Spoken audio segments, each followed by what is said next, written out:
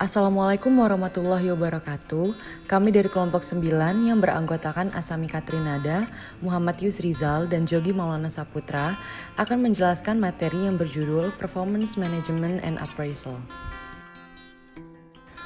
Performance Management.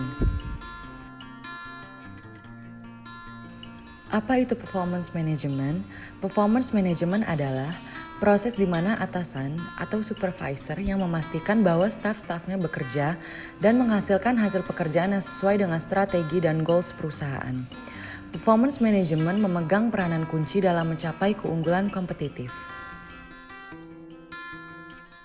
Proses performance management ada 6, yaitu 1. Mendefinisikan performance. 2. Pendefinisian performance yang dilakukan pada saat analisa, tugas, atau job analysis. 3. Mengukur performance. 4.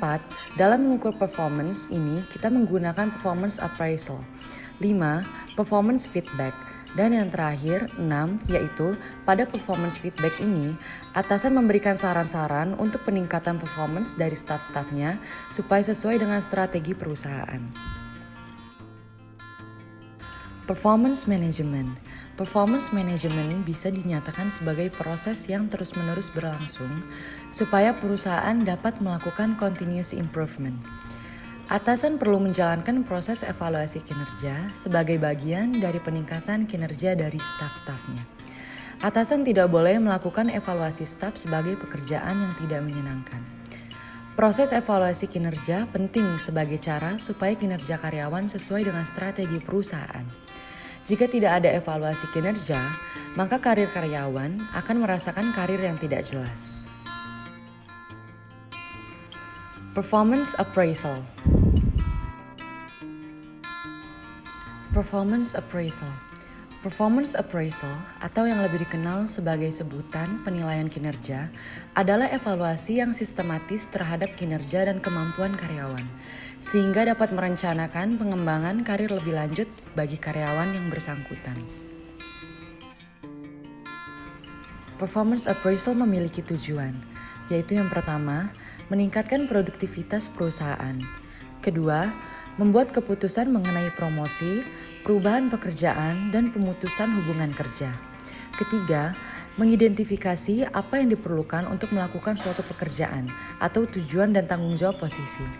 Keempat, menilai kinerja karyawan terhadap sasaran posisi. Dan yang terakhir, kelima, meningkatkan kinerja karyawan. Performance appraisal memiliki beberapa jenis, yaitu yang pertama, penilaian tradisional.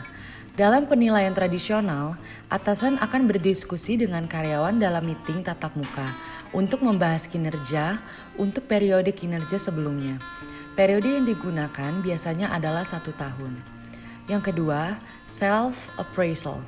Self-appraisal digunakan dalam proses performance appraisal untuk mendorong karyawan bertanggung jawab melakukan penilaian kinerja untuk diri sendiri.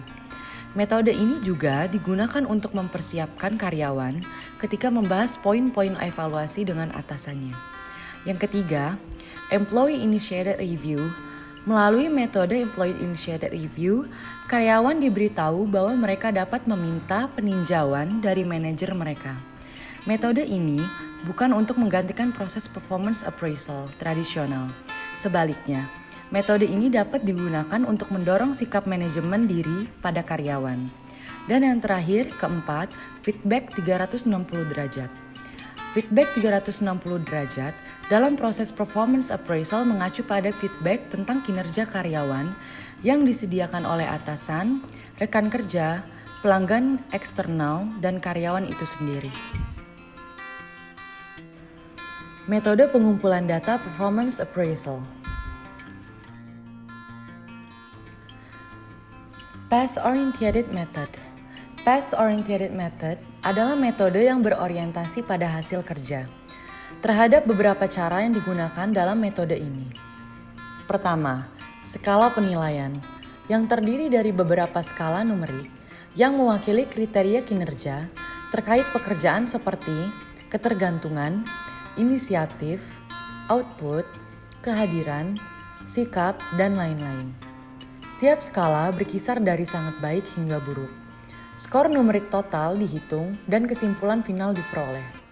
Kedua, checklist, di mana formulir evaluasi disusun berdasarkan pertanyaan dengan jawaban ya dan tidak.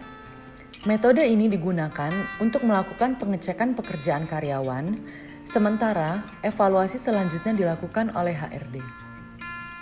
Ketiga, four choice method, yakni dengan memberikan 2 pilihan pernyataan untuk masing-masing aspek penilaian dalam formulir penilaian karyawan. Sama seperti checklist, metode ini hanya digunakan untuk pengecekan sementara evaluasi dan analisis dilakukan oleh HRD. Keempat, critical incident method, yakni dengan menganalisis perilaku-perilaku karyawan yang mempengaruhi performa. Metode ini biasanya dilakukan oleh atasan langsung yang sering berhubungan dengan karyawan tersebut.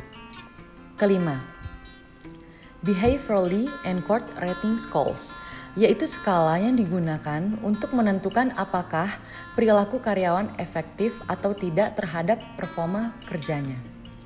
Dan yang terakhir keenam, field review method, yaitu metode penilaian yang biasa digunakan untuk menilai kinerja departemen lain.